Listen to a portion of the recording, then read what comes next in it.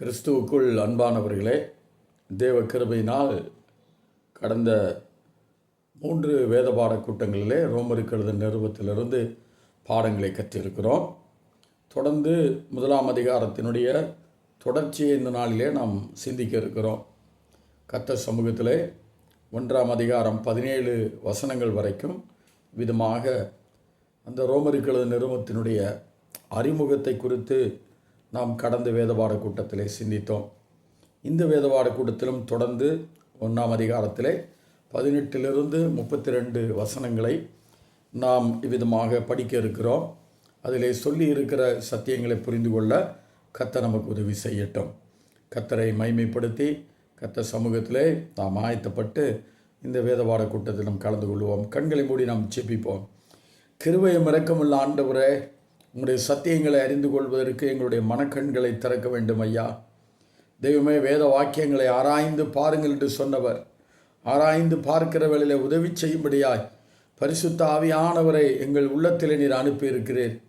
தகப்பனை, சகல சத்தியத்தில் நடத்துகிற ஆவியானவர் ஐயா, எழுதப்பட்ட வேத வசனங்களில் இருக்கிற சத்தியங்களை தேவரீர் வெளிச்சத்துக்குள்ளே கொண்டு வந்து எங்கள் இருதயங்கள் புரிந்து கொள்ள ஆண்டவரே, எங்களுடைய வாழ்க்கையில் அது நடைமுறைப்படுத்தப்பட கர்த்தருடைய ஆவியானவர் உதவி செய்யும்படியாக கேட்கிறோம். ஆண்டவரே, இந்த வேதபாட கூட்டத்தில் கலந்து கொள்கிற பிள்ளைகள் இந்த ஆண்டவரை நிருபத்தினுடைய ஆண்டவரை ரோமருக்கு எழுதின நிருபத்தினுடைய அந்த அருமையான உட்கருத்துக்களை புரிந்து கொள்ளவும், சத்தியங்களை விளங்கி கொண்டு அதன்படி வாழத்தக்கதாக அர்ப்பணிக்கவும் கர்த்தர் ஒவ்வொருவரோடும் கர்த்தர் ஆண்டவரை கிருபை செய்து நடத்தும்படியாக கேட்கிறோம். புரிந்து கொள்வதற்கு வேண்டிய கிருபையை தருவீராக. ஆண்டவரை நடைமுறைப்படுத்துவதற்கு வேண்டிய கிருபையை தருவீராக. ஆண்டவரை பொறுமையோடு கவனித்து கேட்கவும், ஆண்டவரை கேட்கிற செவியை கர்த்தர் கட்டளையிட்டு தேவரீர் கிருபை தரும்படியாக நாங்கள் செபிக்கிறோம். தகப்பனே, உம்முடைய சமூகத்தில் எங்களை தாழ்த்துகிறோம், அர்ப்பணிக்கிறோம். தேவரீர் கற்றுத்தாரும், கூட இரும், வழி நடத்தும். இயேசுவின் நாமத்தில் பிதாவே, ஆமென், ஆமென். கர்த்தருடைய வேதத்திலிருந்து அந்த பகுதியை நாம் தொடர்ந்து இந்த நாளில் படிப்போம். 18வது வசனத்திலிருந்து 32ஆம் வசனம் அந்த அதிகாரம் முடியும் வரைக்கும் உள்ள பகுதிகளை நாம் வாசிக்க கேட்போம். சத்தியத்தை அநியாயத்தினாலே அடக்கி வைக்கிற மனுஷனுடைய எல்லாவித அவபக்திக்கும் அநியாயத்துக்கும் விரோதமாய் தேவ கோபம் வானத்திலிருந்து வெளிப்படுத்தப்பட்டிருக்கிறது. தேவனை குறித்து அறியப்படுவது அவர்களுக்குள்ளே வெளிப்பட்டிருக்கிறது. தேவனே அதை அவர்களுக்கு வெளிப்படுத்தி இருக்கிறார். எப்படி என்றால், காணப்படாதவைகளாகிய அவருடைய நித்திய வல்லமை, தேவத்துவம் என்பவைகள் உண்டாக்கப்பட்டவைகளினாலே உலகம் உண்டானது முதற்கொண்டு தெளிவாய் காணப்படும். ஆதலால் அவர்கள் போக்கு சொல்ல இடமில்லை. அவர்கள் தேவனை அறிந்தும் அவரை தேவனென்று மகிமைப்படுத்தாமலும் ஸ்தோத்தரியாமலும் இருந்து தங்கள் சிந்தனைகளினாலே வீணரானார்கள். உணர்வில்லாத அவருடைய இருதயம் இருளடைந்தது.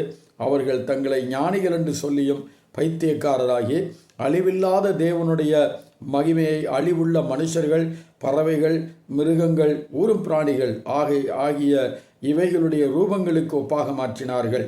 இது நிமித்தம் அவர்கள் தங்கள் இருதயத்திலுள்ள இச்சைகளினாலே ஒருவரோடொருவர் தங்கள் சரீரங்களை அவமானப்படுத்தத்தக்கதாக தேவன் அவர்களை அசுத்தத்திற்கு ஒப்பு கொடுத்தார். தேவனுடைய சத்தியத்தை அவர்கள் பொய்யாய் மாற்றி சிருஷ்டிகரை தொழுது சேவியாமல் சிருஷ்டியை தொழுது சேவித்தார்கள். அவரே என்றென்றைக்கும் ஸ்தோத்தரிக்கப்பட்டவர். ஆமென். இது நிமித்தம் தேவன் அவர்களை இழிவான இச்சை ரோகங்களுக்கு ஒப்பு கொடுத்தார். அந்தபடியே அவர்களுடைய பெண்கள் சுபாவத்துக்கு விரோதமாய் அனுபவமாய் மாற்றினார்கள். அப்படியே ஆண்களும் பெண்களை சுபாவப்படி அனுபவியாமல் ஒருவர் மேல் ஒருவர் விரகதாபத்தினாலே பொங்கி ஆணோடைய ஆண் அவலட்சணமானதை நடப்பித்து தங்கள் தப்பிதத்திற்கு தகுதியான பலனை தங்களுக்குள்ளே அடைந்தார்கள். தேவனை அறியும் அறிவை பற்றி கொண்டிருக்க அவர்களுக்கு மனதில்லாதிருந்தபடியினால் தகாத வேலை செய்யும்படி தேவன் அவர்களை கேடான சிந்தைக்கு ஒப்பு கொடுத்தார். அவர்கள் சகல விதமான அநியாயத்தினாலும் வேசித்தனத்தினாலும் துரோகத்தினாலும் பொருளாசையினாலும் குரோதத்தினாலும் நிறையப்பட்டு பொறாமையினாலும் கொலையினாலும் வாக்குவாதங்களினாலும் வஞ்சகத்தினாலும் வன்மத்தினாலும் நிறைந்தவர்களாய் புறங்கூறுகிறவர்களுமாய் அவதூறு பண்ணுகிறவர்களுமாய் தேவ பகைங்கரமாய் துராகிருதம் பண்ணுகிறவர்களுமாய் அகந்தை உள்ளவர்களுமாய் யோசித்து பொல்லாதவைகளை யோசித்து வீம்புக்காரருமாய் பொல்லாதவைகளை யோசித்து பிணைக்கிறவர்களுமாய் பெற்றாருக்கு கீழ்ப்படியாதவர்களுமாய் உணர்வில்லாதவர்களுமாய் உடன்படிக்கைகளை மீறுகிறவர்களுமாய் சுபாவ அன்பில்லாதவர்களுமாய் இணக்கமில்லாதவர்களுமாய் இரக்கமில்லாதவர்களுமாய் இருக்கிறார்கள். இப்படிப்பட்டவைகளை செய்கிறவர்கள் மரணத்துக்கு பாத்திரராய் இருக்கிறார் தேவன் தீர்மானித்த நீதியான தீர்ப்பை அவர்கள் அறிந்திருந்தோம். அவைகளை தாங்களே செய்கிறதும் அல்லாமல் அவைகளை செய்கிற மற்றவரிடத்திலும் பிரியப்படுகிறவருமாய் இருக்கிறார்கள். இந்த அருமையான வேத பகுதிகளே பரிசுத்த பவுல் முதலாவது இந்த 1ஆம் அதிகாரம் 18 3ஆம் அதிகாரம் 20 வரைக்கும் உள்ள வசனங்களிலே இவ்விதமாக உலகம் முழுவதும், அதாவது யூதராய் பிறந்து ஆபிரகாமின் சந்ததியாய் வாழ்கிற இஸ்ரவேல் மக்களும், அதேவேளையிலே புறஜாதிகள் நாடுகளாக இருக்கிற அத்தனை நாட்டிலே வாழ்கிற ஒட்டுமொத்தமான மனுக்குலம் முழுவதும் தேவனுக்கு முன்பதாக குற்றமுள்ளவளாய் இருக்கிறார் என்பதை முதலாவது காண்பிக்க விரும்புகிறார். ஆண்டவர் சமூகத்தில் the whole world become guilty before God. தேவனுக்கு முன்பதாக குற்ற உள்ள உணர்வு உள்ளவளாக குற்றம் சாட்டப்படக்கூடியவளாக அப்படிப்பட்ட நிலையில் இருக்கிறார் என்பதை முதலாவது இந்த பகுதியிலே பரிசுத்த பவுல் நிரூபிக்க விரும்புகிறார். அதன் பிற்பாடு தேவ நீதி இலவசமாய் அளிக்கப்படுகிறது என்பதையும், அது இயேசு கிறிஸ்துவின் மேல் வைக்கிற விசுவாசத்தினால் தேவன் கொடுக்கிற ஈவாய் காணப்படுகிறது என்பதையும் அவர் தொடர்ந்து எழுதுகிறார். ஆகினாலே முதலாவது அஸ்திபாரமாக அந்த உபதேசத்தை கொண்டு வரும் பொழுது பரிசுத்த பவுல் விதமாக எல்லாரும் பாவம் செய்து தேவ மகிமை அற்றவர்களானார்கள் என்ற அந்த அடிப்படை உபதேசத்துக்குள்ளே முதலாவது கொண்டு வர விரும்புகிறார். முதலாவது புறஜாதிகளை பற்றி 1ஆம் அதிகாரத்திலும் 2ஆம் அதிகாரத்திலே விதமாக யூதர்களை பற்றியும் ஒட்டுமொத்தமாக முழு மனுக்களமும் தேவனுக்கு முன்பதாக குற்றவாளிகளாக இருக்கிறார் என்பதை அடிப்படையான சத்தியமாக அந்த அஸ்திபாரத்தை முதலாவது கொண்டு வருகிறார். ஆகினாலே ஒருவனாயிலும் இல்லை, நீதிமான் ஒருவனாயிலும் இல்லை, நன்மை செய்கிறவன் இல்லை, ஒருவனாயிலும் இல்லை என்ற அந்த சத்தியத்தை ஜனங்கள் விளங்கி கொள்ள வேண்டியது அவசியமாயிருக்கிறது. ஆகினாலே யூதராயினும் அவர்கள் புறஜாதிகளாயினும் யாராயிருந்தாலும் எல்லாருமே அந்த பாவத்தன்மையினாலே வீழ்ச்சி அடைந்தவர்கள் என்பதை தேவனுடைய மனுஷன் முதலாவது அஸ்திவாரமாய் போடுகிறார். ஆகினாலே நாங்கள் யூதர்களாய் பிறந்ததினாலே நாங்கள் பரிசுத்தவான்கள் என்றோ அல்லது புறஜாதிகளாய் பிறந்ததினாலே பாவிகள் என்றோ அவர் கூறாமல் எல்லாரும் ஒட்டுமொத்த மனுக்குலமே அப்படிப்பட்ட தேவனுக்கு முன்பதாக குற்றமுள்ளவராய் இருக்கிறார் என்பதை நிரூபிக்கும்படியாக இந்த அருமையான அதிகாரத்தினுடைய அஸ்திபாரத்தை போடும்படியாய் 18வது வசனத்திலிருந்து 3ஆம் அதிகாரம் 20 வரைக்கும் அவ்விதமாக முழு மனுக்குலத்தை பற்றி எழுதும் முன்பதாக முதலாவது புறஜாதிகளுடைய பாவம் என்பதை குறித்து, புறஜாதிகள் எப்படி தேவனுக்கு முன்பதாய் குற்றவாளிகளாக இருக்கிறார் என்பதை காண்பிக்க 1ஆம் அதிகாரத்தை அவர் எடுத்துக்கொள்கிறார். ஆகினாலே 1ஆம் அதிகாரம் 18ஆம் வசனத்தில் இவ்விதமாய் சத்தியத்தை விதமாக அநியாயமாய் அடக்கி வைக்கிறவர்களுக்கு விரோதமாய் தேவனுடைய கோபம் இவ்விதமாக வானத்திலிருந்து வெளிப்படுத்தப்பட்டிருக்கிறது என்பதை அவர் முதலாவது 18ஆம் வசனத்தில் சொல்கிறார். சத்தியத்தை அநியாயத்தினாலே அடக்கி வைக்கிற மனுஷருடைய எல்லாவித அவபக்திக்கும் அநியாயத்துக்கும் விரோதமாய் தேவ கோபம் வானத்திலிருந்து வெளிப்படுத்தப்பட்டிருக்கிறது. ஆண்டவர் சமூகத்திலே மன்னிக்கப்பட முடியாத ஒரு பாவம் என்னவென்று சொன்னால் தேவபக்தி அற்றவளாய் வாழ்வது. தேவனுக்கு பயமில்லாமல் தேவன் பெயரிலே பற்றுதலாயிராமல் வாழக்கூடிய வாழ்க்கை தான் கொடூரமான தேவனுக்கு முன்பதாக மன்னிக்கப்பட முடியாத பாவமாய் இருக்கிறது. தேவன் மனுஷனுக்கு அவ்விதமாய் தேவனுடைய அருமையான உணர்வுகளை தேவனை தேடும்படியாக, அதே வேளையில் தேவனுக்கு முன்பதாய் பக்தியாய் வாழும்படியாக அந்த உணர்வை தேவன் ஒட்டுமொத்த மனுக்குலத்திற்கும் கொடுத்திருக்கிறார். ஆதாமுக்குள்ளிருந்து பாவத்தன்மைகள் வந்தது போல அவ்விதமாய் தேவனை தேவபக்தியாய் வாழ வேண்டும் என்கிறதான அந்த உணர்வு தேவனாய கர்த்தர் உள் உணர்வுகளை கொடுத்திருக்கிறார். ஆனால் அப்படிப்பட்ட உள் உணர்வுகளை மதிக்காமல் பக்தியற்றவளாக, ஆண்டவர் சமூகத்தில் தெய்வ பக்தி அற்றவளாக அவ்விதமாய் வாழ்கிற மக்கள் நிச்சயமாகவே தங்கள் வாழ்க்கையிலே பாதிக்கப்படுகிறார்கள். ஆண்டவர் சமூகத்திலே தேவனுடைய கோபத்துக்கு ஆளாகிறார் என்பதை வேதம் தெளிவுபடுத்துகிறது. ஆண்டவருடைய சன்னிதானத்திலே கர்த்தருடைய மக்கள் தேவனுடைய திட்டத்தை அறிந்து செயல்பட வேண்டியது அவசியமாயிருக்கிறது. தேவ கோபம் வானத்திலிருந்து வெளிப்படுத்தப்பட்டிருக்கிறது என்று அங்கே குறிப்பிடுகிறார். அதனாலே தேவனுடைய கோபம் தேவனுடைய நியாய தீர்ப்புக்குள்ளே கொண்டு வருகிறது என்பதையும், தேவனாகிய கர்த்தர் விதமாக முழு மனுக்குலத்திற்கும் பரிகாரத்தை அவர் உண்டு பண்ணி இருக்கிறார் என்பதையும், அந்த பரிகாரத்தின் வழியாகிலும் மனிதர்கள் மீட்கப்பட வேண்டும் என்பதிலும் தேவன் ஆர்வம் உள்ளவராய் இருக்கிறார். ஆகினாலே தேவன் அநியாயம் பண்ணுகிற, அக்கிரமம் பண்ணுகிற, தேவபக்தி இல்லாமல் வாழ்கிற, அவபக்தியாய் வாழ்கிற மக்கள் மேல் தேவனுடைய கோபம் வெளிப்படுத்தப்பட்டிருக்கிறது. அந்த தேவ கோபம் ஒரு நாளிலே பற்றி எரியும் என்று வேத புஸ்தகம் சொல்லுகிறது. பல இடங்களிலே தேவனுடைய ஆக்கினை தீர்ப்பு அல்லது தேவனுடைய அவிதமான நியாய தீர்ப்பு நடந்திருக்கிறது என்பதை ஏற்கனவே வேதாகமத்திலே பல இடங்களிலே படிக்கின்றோம்.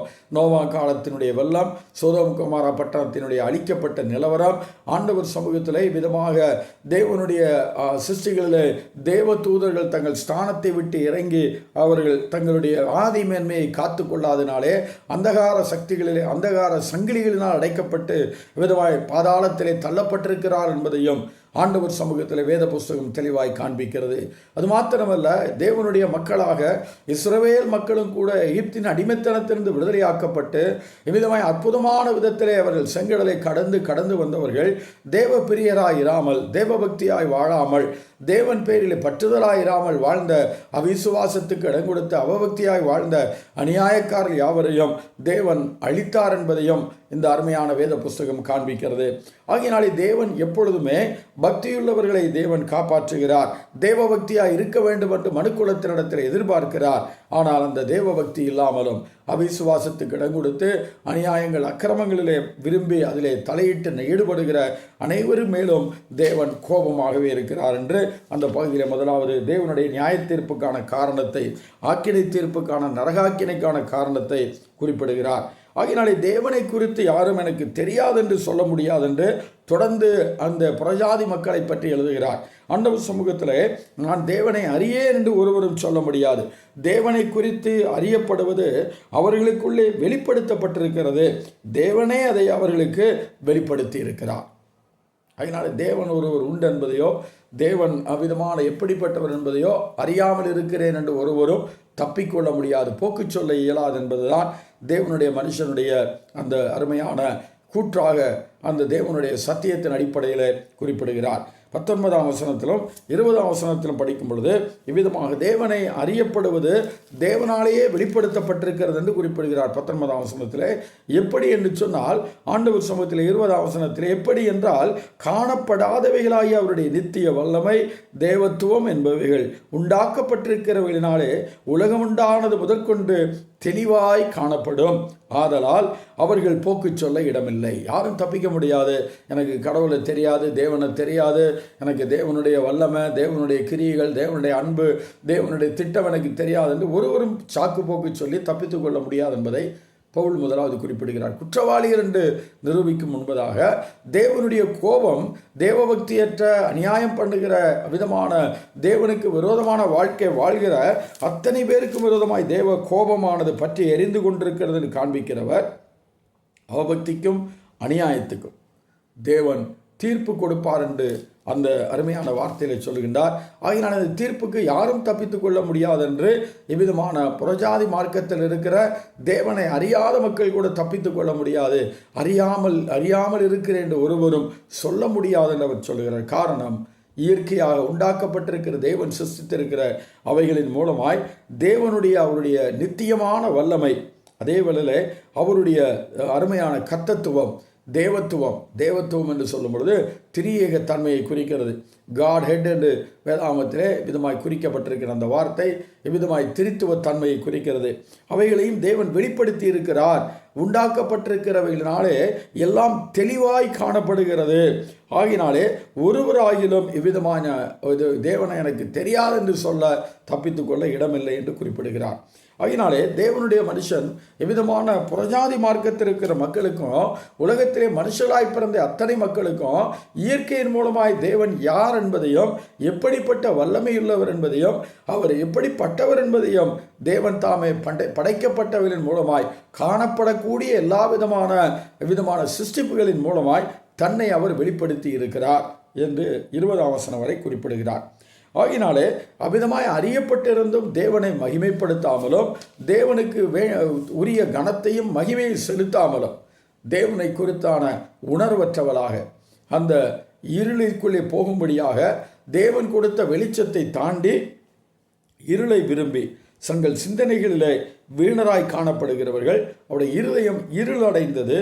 அவர்கள் தங்களை ஞானிகள் என்று சொல்லியும் அழிவில்லாத தேவனுடைய மகிமையை அழிவுக்கேதுவான இவ்விதமான வஸ்துக்களாய் காணப்படுகிற மனுஷர்கள், பறவைகள், ஊரும் பிராணிகள், மிருகங்கள் இவைகளுக்கு ஒப்பாக ரூபமாக கடவுளை உண்டாக்கி கொள்ளுகிறான். ஆகினால் இப்படி உண்டாக்கி கொள்ளுகிறது என்பது தேவனை அறிந்திருந்தோம் தேவனை தேவன் என்று மகிமைப்படுத்தாமல் தங்களுடைய சுய விருப்பத்தின்படியாக இவ்விதமான தேவனுடைய மகிமையை மட்டமான ஒரு சிருஷ்டிப்புகளுக்கு நேராக அவர்கள் மாற்றிக்கொள்ளுகிறார்கள். தங்களை ஞானிகள் என்று சொல்லி பைத்தியக்காரராகி படைத்தவரை தொழுது கொள்ளாமல் படைக்கப்பட்டவைகளை தொழுது கொள்ளத்தக்கதாக அவைகளின் ரூபத்துக்கொப்பாய் மாற்றி அவர்கள் தொழுது கொள்ள ஆரம்பித்தார்கள் என்று ஆண்டவருடைய மனுஷன் விதமாக புறஜாதி மார்க்கத்தினுடைய ஆணி வேரை குறித்து சொல்கின்றார். அவ்விதமான அந்த புறஜாதி மார்க்கத்திற்கிற அத்தனை மதங்களும் அத்தனை மார்க்கங்களும் மனுஷனுடைய கற்பனையினால் உண்டானவைகள், யுக்தியினால் உண்டானவைகள் என்பதை பரிசுத்த பவுல் மிக தெளிவாக குறிப்பிடுகிறார். ஆகையால் இது தேவனாலே தேவன் தன்னை வெளிப்படுத்தி இருந்தும் அந்த வெளிப்படுத்தலின் வெளிச்சத்திலே நடக்காமல் தாங்களாகவே இருட்டுக்குள்ளே போகிற அருமையான மக்கள், அந்தகாரத்துக்குள்ளே போகிற மக்கள், தேவனை விதமாக மறுதளித்து விட்டு தங்கள் இஷ்டப்படி உருவாக்கி தங்கள் தெய்வத்தை தங்களுக்கென்று உருவாக்கி கொள்ளுகிற மக்கள், அவர்கள் ஞானிகள் என்று தங்களை சொன்னாலும் அவர்கள் பைத்தியக்காரர்கள். அவருடைய இருதயம் இருளடைந்திருக்கிறது. தேவனை மகிமைப்படுத்தாதனாலே அவர்கள் எண்ணங்களிலே வீணராய் காணப்படுகிறார்கள் என்று கர்த்தருடைய வார்த்தையிலே அவர் தொடர்ந்து எழுதுகிறார். இப்படி தேவனை அறிந்திருந்தும் சிருஷ்டிகரை அறிந்திருந்தும் சிருஷ்டிகரை விட்டுவிட்டு சிருஷ்டியை தொழுது சேவிக்கும்படியாக அவர்கள் அதை தேவனுடைய மகிமையான அந்த காரியங்களை மட்டமான நிலைக்கு ஒப்பிட்டு அந்த நிலைக்கு அவர்கள் தங்களை தாழ்த்தி தேவனை மட்டமான நிலைக்கு கொண்டு வந்து அவ்விதமாக ஆராதிக்க தொடங்கினபடினாலே தேவன் புறஜாதிகளுடைய ஆவிக்குரிய வீழ்ச்சியை அவர்கள் மட்டமான நிலைக்கு அல்லது தேவனுடைய சத்தியங்களுக்கு விரோதமாக அல்லது தேவனுடைய சத்தியத்திலிருந்து விழுந்து போகிற அப்பாஸ்டசி என்று சொல்லக்கூடிய அதற்கு உலகம் முழுவதையும் தேவன் ஒப்பு கொடுத்து விட்டார் என்பதை குறித்து சொல்கின்றார். அவர்கள் 18 நிலைகளிலே இவ்விதமாக உலகம் முழுவதுமாக அவ்விதமாய் தேவனை விட்டு வீழ்ச்சி அடைந்தார்கள், சத்தியத்தை விட்டு வீழ்ச்சி அடைந்தார் என்று குறிப்பிடுகிறார். அதிலே தேவனுடைய மக்களாக இவ்விதமாக புறஜாதி மார்க்கத்திலே காணப்படுகிற மக்கள் செய்யக்கூடிய 10 விதமான பாவத்தை குறித்து 1ஆம் அதிகாரம் 21 23 வசனங்கள் வரை பரிசுத்த பவுல் இவ்விதமாய் குறிப்பிடுகிறார். 10 விதமான பாவங்களை குறித்து குறிப்பிடுகிறார். 18 நிலைகளிலே விழுந்து போனதை 21 32 வரை உள்ள வசனங்களிலே குறிப்பிடுகிறார். படிப்படியாக அவர் மட்டமான நிலைக்கு கீழே இறங்கி வந்தார்கள். 18 படிகள் கீழே இறங்கி அவ்விதமாக தேவனுக்கு விரோதிகளாக, சத்தியத்திற்கு விதமான அறியாமையுள்ள மக்களாக, சத்தியத்தை புறம்பே தள்ளிவிட்டு அதிலிருந்து விழுந்து போகிற மக்களாய் இருந்தார்கள் என்பதை இந்த பகுதியில் குறிப்பிடுகிறார். 1ஆம் அதிகாரம் 21, 22, 23 ஆகிய வசனங்களை வாசிக்கிறேன். ஆண்டவர் சமூகத்திலே அவர்கள் தேவனை அறிந்தும் அவரை தேவன் என்று மகிமைப்படுத்தாமலும் ஸ்தோத்தரியாமலும் இருந்து தங்கள் சிந்தனைகளினாலே வீணரானார்கள். உணர்வில்லாத அவருடைய இருதயம் இருளடைந்தது. அவர்கள் தங்களை ஞானிகள் என்று சொல்லியும் பைத்தியக்காரராகி அழிவில்லாத தேவனுடைய மகிமையை அழிவுள்ள மனுஷர்கள், பறவைகள், மிருகங்கள், ஊரும் பிராணிகள் ஆகிய இவைகளுடைய ரூபங்களுக்கு ஒப்பாக மாற்றினார்கள். ஆண்டவர் சமூகத்தில் அவங்க எப்படி தேவத்துவத்தை மறுதலித்து தேவனாகிய கர்த்தர் சகலத்தையும் படைத்த சர்வ வல்லமையுள்ள தேவனை அழிவுள்ள வஸ்துக்களாகிய அழிவுள்ள விதமாக ஜீவன்களாக இருக்கிற மனுஷர்கள், பறவைகள், ஊரும் பிராணிகள், விலங்குகளைப் போல தேவனை விதமாய் தங்களுடைய இஷ்டத்திற்கு ரூபமாக மாற்றிக்கொண்டார் என்பதையும் அந்த பகுதியில் எப்படி அவர்கள் மட்டமான நிலைக்கு போனார் என்பதையும் குறிப்பிடுகிறார். ஆனால் அதே நேரத்தில் அப்படி அவர்கள் தேவனுடைய சமூகத்திலே தேவனை அறிந்திருந்தும் அவரை மகிமைப்படுத்தாமல் அவரை விதமாய் ஸ்தோத்தரியாமல் இருந்து இருளடைந்து போன இவர்கள் தங்கள் இஷ்டங்களுக்கு விதமான பல தெய்வங்கள் என்று சொல்லி உருவாக்கி கொண்டு வழிபட தொடங்கினதினால் அவர்களை தேவன் விதமாக 3 நிலைகளிலே ஒப்பு கொடுத்தார் என்று குறிப்பிடுகிறார். அவருடைய ஆண்டவர் சமூகத்திலே அவர்கள் இவ்விதமாக ஆண்டவராய் இருக்கிற கர்த்தருக்கு முன்பதாக தங்கள் ஆத்துமாக்களை தீட்டுப்படுத்தி கொள்ளும்படியாக ஒப்பு கொடுத்தார். அதே வேளையிலே தங்கள் ஆவி கரைபடும்படியாக ஒப்பு கொடுத்தார். அவர்கள் சரீரங்கள் கரைபடும்படியாக ஒப்பு கொடுத்தார். தேவனாகிய கர்த்தர் அவர்களை அசுத்தத்திற்கு ஒப்பு கொடுத்தார் என்ற அந்த வார்த்தையை பரிசுத்த பவுல் பயன்படுத்துகிறார். எது நிமித்தம் என்று சொன்னால், இவர்களை தேவனை அறிந்திருந்தும் தேவனை அறிகிற அறிவை பற்றி கொண்டிருக்க மனதில்லாமல், அந்த தேவன் கொடுத்த அந்த வெளிச்சத்தின் அறிவை, தேவன் கொடுத்த வெளிப்பாட்டின் அறிவை அவர்கள் மறுதளித்து விட்டு தங்களுடைய மனம் விரும்பினபடியாக சிருஷ்டிகரை தொழுது சேவியாமல் சிருஷ்டியை தொழுது சேவித்தபடினாலே தேவன் அப்படி ஒப்பு கொடுத்தார் என்று சொல்லப்பட்டிருக்கிறது. முதலாவதாக விதமான பாலியல் சம்பந்தமான குற்றங்களுக்கு அவர்களை ஒப்பு கொடுத்தார். 1ஆம் அதிகாரம் 24 படிக்கும் பொழுது அவர்கள் பாலியல் சம்பந்தமான தாறுமாறான காரியங்களில் ஈடுபடும்படியாய் தேவன் அவர்களை அசுத்தத்திற்கு ஒப்பு கொடுத்தார் என்று படிக்கின்றோம். 24ஆம் வசனத்தை படிக்கின்றேன். எது நிமித்தம் சிருஷ்டியை தொழுது சேவியாமல் சிருஷ்டிகரை தொழுது சேவியாமல் சிருஷ்டியை தொழுது சேவிக்கும்படியாய் அவர்கள் அவிதமான அழிவில்லாத அந்த தேவனுடைய மகிமையை அழிவுக்கேதுவானதான மனுஷர்கள், பறவைகள், ஊரும் பிராணிகள், விலங்குகளைப் போல மாற்றினது நிமித்தமாக தேவன் தங்கள் இருதயத்தில் உள்ள இச்சைகளின்படி அவர்கள் ஒருவரோடொருவர் தங்கள் சரீரங்களை அவமானப்படுத்தத்தக்கதாக தேவன் அவர்களை அசுத்தத்திற்கு ஒப்பு கொடுத்தார். The first Lord gave them to their own lust that is in their heart, through which they are defiling their bodies.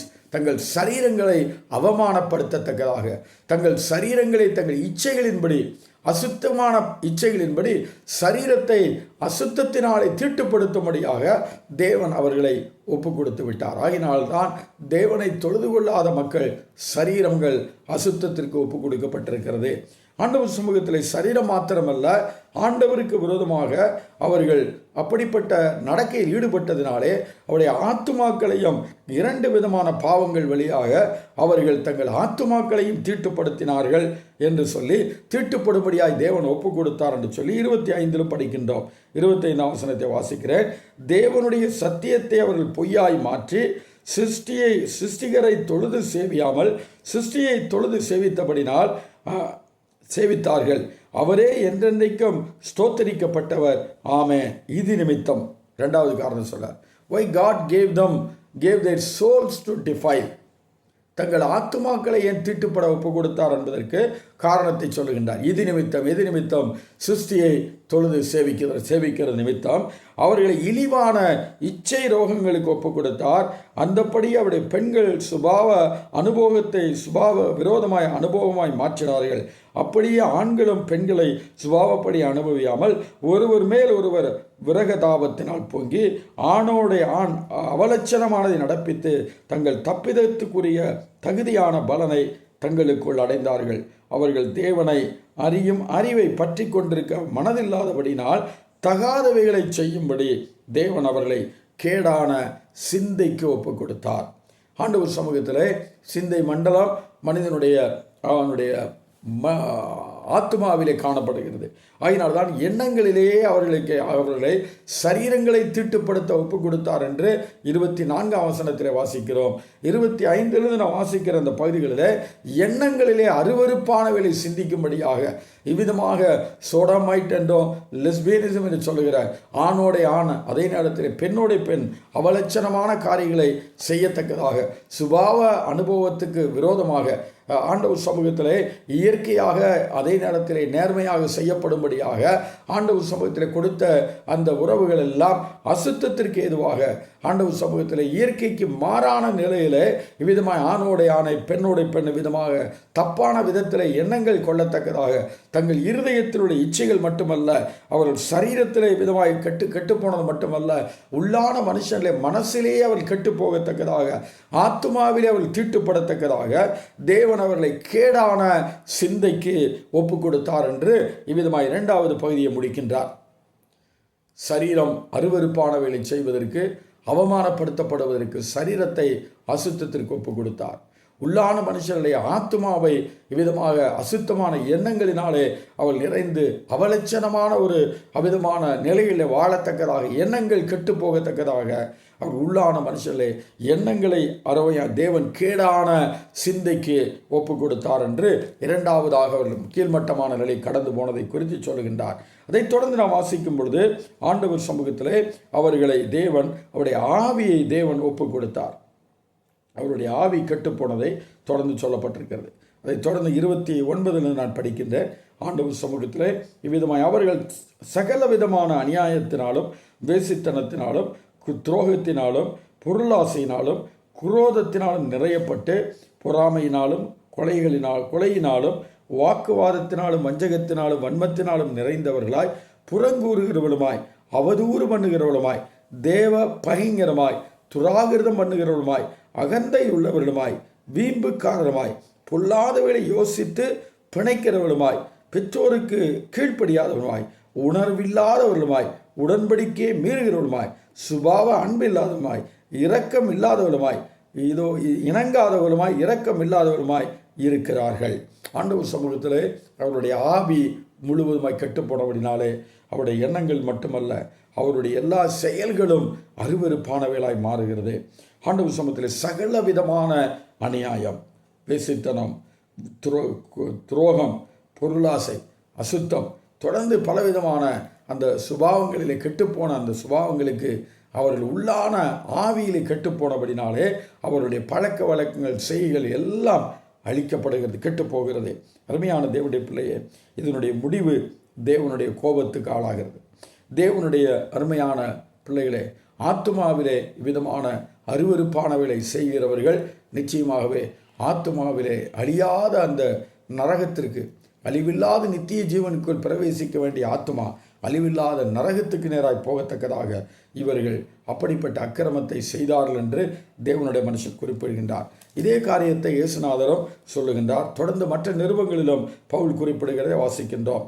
Mark எழுதின சுவிசேஷம் 7ஆம் அதிகாரம் 14வது வசனத்தில் இவர்கள் உள்ளான மனுஷனில் கெட்டுப்போகிற அந்த தன்மையை, ஆவியிலே கரைப்பட்டது, ஆத்துமாவிலே கரைப்பட்டது, சரீரம் கரைப்பட்டது. ஆகினாலே இந்த 3 கரைகளுக்கு காரணம் அவர்கள் தேவனுடைய சமூகத்தில் தங்கள் இருதயத்தில் உள்ள இச்சைகளின்படி வாழ தங்கள் வாழ்க்கையை தேவன் தகாததற்கு ஒப்பு கொடுத்தார் என்று சொல்லுகின்றார். 7ஆம் அதிகாரத்திலே ஆண்டவர் சமூகத்திலே 14வது வசனத்தை வாசிக்கிறேன். ஆண்டவர் சமூகத்திலே 14-15 வாசிக்கிறேன். தீட்டுப்படுத்தக்கூடிய காரியங்கள். பின்பு அவர் ஜனங்கள் எல்லாரையும் வரவழைத்து அவர்களை நோக்கி, நீங்கள் எல்லாரும் எனக்கு செவி கொடுத்து உணருங்கள். மனுஷருக்கு புறம்பே இருந்து அவனுக்குள்ளே போகிறதொன்றும் அவனை தீட்டுப்படுத்த மாட்டாது. அவன் உள்ளத்திலிருந்து புறப்படுகிறவைகளே அவனை தீட்டுப்படுத்தும். தீட்டுப்படுத்துகிற காரியங்கள் மனுஷனுடைய உள்ளத்திலிருந்து புறப்படுகிறது, உள்ளே இருந்து புறப்படுகிறது. ஆவியிலே தீட்டுப்பட்டு, ஆத்மாவிலே தீட்டுப்பட்டு, சரீரம் தீட்டுப்பட்டு போய்விடுகிறது. அதனால் முற்றிலுமாய் தீட்டானவளாய் காணப்படுகிற மனுக்குலத்திற்கான காரணம் உள்ளே இருந்து வருகிற அசுத்தங்கள். உள்ளே இருந்து வருகிற அசுத்தங்களை இயேசு பட்டியலிட்டு காண்பிக்கின்றார். ஆண்டவராயிருக்கிற ஆண்டவர் 7ஆம் அதிகாரம் 21 படிக்கிறேன். எப்படி எனில் மனுஷருடைய இருதயத்துக்குள்ளிருந்து பொல்லாத சிந்தனைகளும் விபச்சாரங்களும் வேசித்தனங்களும் கொலைபாதகங்களும் களவுகளும் பொருளாசைகளும் துஷ்டத்தனங்களும் கபடும் காமவிகாரமும் வன்கண்ணும் தூஷணமும் பெருமையும் மதிகேடும் புறப்பட்டு வரும். பொல்லாதவைகளாகிய இவைகளெல்லாம் உள்ளத்திலிருந்து புறப்பட்டு மனுஷனை தீட்டுப்படுத்தும் என்றார். மனுஷனை தீட்டுப்படுத்துகிற காரியங்கள், அவனுடைய ஆவி, ஆத்மா, சரீரம் 3ஐயும் தீட்டுப்படுத்துகிற காரியங்களை இயேசு பட்டியலிடுகிறார். அதே காரியத்தை குறித்து பவுல் 1 கொரிந்தியர் 6ஆம் அதிகாரம் 9ஆம் வசனத்திலும், கலாத்தியர் 5:19, கொலோசியர் 3:5 விதமாக பவுல் நிருபங்கள் தோறும் குறிப்பிடுகின்றார். விசுவாசிகளாய் இருக்கிற மக்கள் இப்படியாக தீட்டுப்பட்டவராய் வாழக்கூடாது என்பதையும், அப்படி தீட்டுப்பட்டவர்கள் தேவனுடைய ராஜ்யத்தில் பங்காளியாய் இருக்க முடியாது என்பதையும், தேவனுடைய மக்கள் மனம் திரும்பி அந்த அவபக்தியான கிரியைகளையும் அசுத்தமான கிரியைகளையும் விட்டு மனம் திரும்பி வாழ வேண்டும் என்பதையும், ஆண்டவருடைய கிருபையின்படியே தேவனுடைய பிள்ளைகள் கர்த்தருடைய சன்னிதானத்திலே சரியான ஒரு வாழ்க்கை மனம் திரும்பி வாழாவிட்டால் தேவனுடைய ராஜ்யத்தில் பங்காளியாய் மாற முடியாது, நித்திய ஜீவனை உடையவளாய் வாழ முடியாது.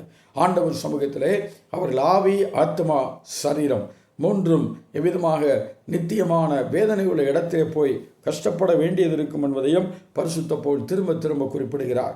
விசுவாசிகளுக்கு எழுதும் பொழுதும் இந்த வார்த்தைகள் எழுதுகிறார். 1 கொரிந்தியர் 6ஆம் அதிகாரத்திலே 9, 10 ஆகிய வசனங்களை படிக்கின்றேன். அநியாயக்காரர் தேவனுடைய ராஜ்யத்தை சுதந்தரிப்பதில்லை என்று அறியீர்களா? வஞ்சிக்கப்படாதிருங்கள். வேசி மார்க்கத்தாரும், விக்கிரக ஆராதனைக்காரரும், விபச்சாரக்காரரும், சுய புணர்ச்சிக்காரரும், ஆண் புணர்ச்சிக்காரரும், திருடரும், பொருளாசைக்காரரும், வெறியரும், உதாசீனரும், கொள்ளைக்காரரும் தேவனுடைய ராஜ்யத்தை சுதந்தரிப்பதில்லை.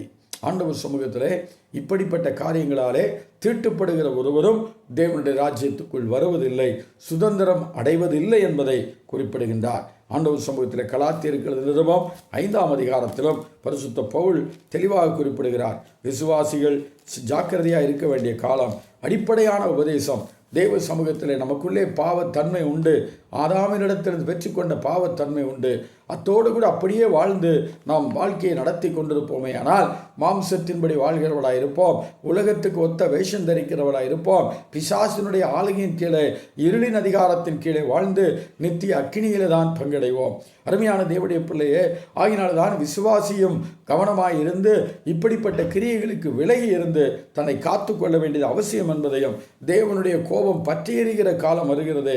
அந்த கோபாக்கினைக்கு தப்பித்து கொள்ள நாம் மனம் திரும்பி தேவன் எதிர்பார்க்கிற வாழ்க்கை வாழ வேண்டும் என்பதையும், இயேசு கிறிஸ்துவின் இரத்தத்தினாலே கிடைக்கிற தேவ நீதியை நாம் பெற்றவளாக இருக்க வேண்டும் என்பதையும் தேவனுடைய சுவிசேஷம் நமக்கு அறிவுறுத்துகிறது. ஆண்டவர் சமூகத்திலே தேவனாகிய கர்த்தர் விதமாக மாம்சத்தின் கிரியைகளாய் காணப்படுகிற அசுத்தமான இச்சைகளிலிருந்து மனிதன் தப்பி பிழைக்க வேண்டும். அதற்கு ஒரே வழி இயேசு கிறிஸ்துவை அறிகிற அறிவே. உலகத்தின் அசுத்தங்களுக்கு தப்புவது மட்டுமல்ல, மாம்சத்தின் காரியங்களுக்கு தப்புவிக்கிறதற்கு ஒரே ஒருவரால் மட்டும் உண்டும். கர்த்தராய் இருக்கிற இயேசு, பரிசுத்த ஆவியானவருடைய வல்லமை, தேவனுடைய சத்தியம், இவைகளால் விடுவிக்கப்பட வேண்டும். அருமையான தேவனுடைய பிள்ளையை கலாத்தியர்கள் நிருபம் 5ஆம் அதிகாரம் 19, 20 ஆகிய வசனங்களை வாசிக்கிறேன். மாம்சத்தின் கிரியைகள் வெளியரங்கமாய் இருக்கின்றன. அவையாவன விபச்சாரம், வேசித்தனம், அசுத்தம், காமவிகாரம், விக்கிரக ஆராதனை, பில்லிசூனியம், பகைகள், விரோதங்கள், வைராக்கியங்கள், கோபங்கள், சண்டைகள், பிரிவினைகள், மார்க்க பேதங்கள், பொறாமைகள், கொலைகள், வெறிகள், களியாட்டுகள் முதலானவைகளே. இப்படிப்பட்டவைகளை செய்கிறவர்கள் தேவனுடைய ராஜ்யத்தை சுதந்தரிப்பதில்லை என்று முன்னே நான் சொன்னது போல இப்பொழுதும் உங்களுக்கு சொல்லுகிறேன். விசுவாசிகள் கவனமாக இருக்க வேண்டிய தீட்டுப்படுத்துகிற காரியங்கள். ஐயா, தேவனுடைய சமூகத்தில் கர்த்தருடைய மக்கள் ஆவி, ஆத்மா, சரீரம், ஒரு காலத்தில் ரட்சிக்கப்படாத காலத்தில் நம்ம எல்லாரும் தீட்டுப்பட்டவளாக இருந்தோம். ஆனால் விலையேறப்பட்ட இரத்தத்தினாலே கழுவப்பட்டு, தேவனுடைய விலையேறப்பட்ட இரத்தத்தினாலே நீதிமான்கள் ஆக்கப்பட்டு, தேவ நீதியை தரித்து கொண்ட நாம் அநியாயத்தை விட்டு விலகி நீதியின் மார்க்கத்திலே நடக்கும்படியாய் பாவத்துக்கு செத்து நீதிக்கு பிழைக்கத்தக்கதாக சுவிசேஷம் நமக்கு சத்தியத்தை வெளிப்படுத்துகிறது. ஆகியனாலே கர்த்தருடைய பிள்ளையை இந்த அருமையான வேளையிலே தேவனுடைய பிள்ளைகள் யாவரும் ஆண்டவர் சமூகத்திலே, புறஜாதிகள் யாவரும் கர்த்தரை ஏற்றுக்கொள்ளாத அத்தனை பேரும் இன்றைக்கும் குற்றவாளிகளாய் கர்த்தருக்கு முன்பதாய் இருக்கிறார்கள். அப்படி வாழ்கிற எல்லார் மேலும் தேவ கோபம் இருக்கிறது. தேவனுடைய நியாய தீர்ப்பும் ஆக்கினை தீர்ப்பாக இருக்கிற தண்டனையும் அவர்கள் மேல் இருக்கிறது. அதற்கான காரணம், அவர்கள் தேவனை அறிந்திருந்தும் தேவனை மகிமைப்படுத்தாமல், அறியாமல், ஸ்தோத்தரியாமல், ஆண்டவருடைய சித்தத்தின்படி வாழ ஒப்புக்கொடுக்காமல் தொடர்ந்து விக்கிரக ஆராதனையிலும் அப்படிப்பட்ட காரியங்களிலும் தேவனை பொய்யான ஒரு நிலையிலே ஆராதிக்க முற்படுகிறதுனாலே அவர்களை அசுத்தங்களுக்கும் இச்சை ரோகங்களுக்கும் தேவன் அவர்கள் ஆவி, ஆத்மா, சரீரம் தீட்டுப்படத்தக்கதாக கர்த்தர் அவர்களை ஒப்பு கொடுத்திருக்கிறார் என்று தேவனுடைய மனுஷன் குறிப்பிடுகின்றான். ஆண்டவருடைய பிள்ளைகளே, இவ்விதமாக ஆண்டவர் சமூகத்தில் கர்த்தருடைய சத்தியத்தை விட்டு கீழே விழுந்து காணப்படுகிற, தேவனுக்கு விரோதமாய் வாழ்கிற அந்த அபாஸ்டசி என்ற விசுவாச துரோகம் விதமான தேவனுக்கு விரோதமாய் துரோகிகளாய் வாழாதபடி நாம் மனம் திரும்பி வாழ வேண்டும். நம் மேலே வருகிற நியாய தீர்ப்புக்கு நாம் அஞ்சி நம் பாவத்தை விட்டு விலக வேண்டும். பாவத்தை அறிக்கையிட வேண்டும். தேவனிடத்திலே வந்து தேவ நீதியை இலவசமாய், இயேசுவின் இரத்தத்தினால் வருகிற நீதியை இலவசமாய் பெற்றுக்கொள்ள வேண்டும். நித்திய ஜீவனை அடைய வேண்டும் என்பதுதான் தேவனுடைய திட்டமாயிருக்கிறது. அருமையான தேவனுடைய பிள்ளையை, கர்த்தர் சமூகத்திலே இவ்விதமாக நியாய தீர்ப்பு உண்டு என்பதை சொல்லி கடைசியாக முடிக்கின்றார். அதே ரோமருக்கு நிருபம் 1ஆம் அதிகாரத்திலே 32வது வசனத்தை நான் படிக்கிறேன். இப்படிப்பட்டவைகளை செய்கிறவர்கள் மரணத்துக்கு பாத்திரராய் இருக்கிறார்கள் என்று தேவன் தீர்மானித்த நீதியான தீர்ப்பை அவர்கள் அறிந்திருந்தும் அவைகளை தாங்களே செய்கிறதும் அல்லாமல் அவைகளை செய்கிற மற்றவரிடத்திலும் பிரியப்படுகிறவளுமாயும் இருக்கிறார்கள்.